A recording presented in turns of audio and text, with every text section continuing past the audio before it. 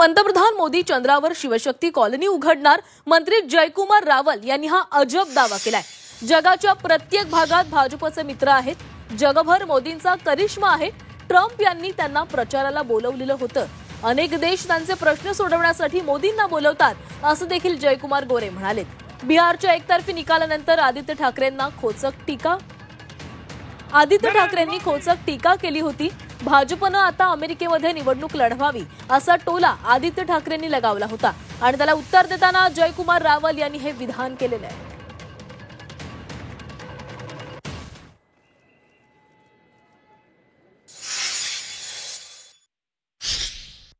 भाजप किती लढलो तर 105 आणि त्याच्यातून 95 सीट्स, म्हणजे असा निकाल जर असेल मला वाटतं त्यांनी 100च घेऊन टाकायला पाहिजे होतं।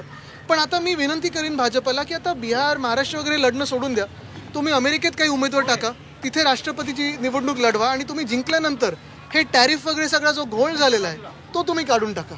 तसंच UN जनरल असेंब्लीमध्ये तुम्ही उमेदवार टाका, सिक्युरिटी काउन्सिलमध्ये टाका, तिथे पण तुमचा काय एक दबदबा आहे तो निवडणूक आयोगाने दाखवू द्या। मोदी साहेबांचं जे वजन आहे, कुठल्याही देशात गेले तर मोदी साहेबांचं नाव लोक म्हणतात। ट्रम्पने सुद्धा प्रचाराला मोदी साहेबांना बोलवलं होतं।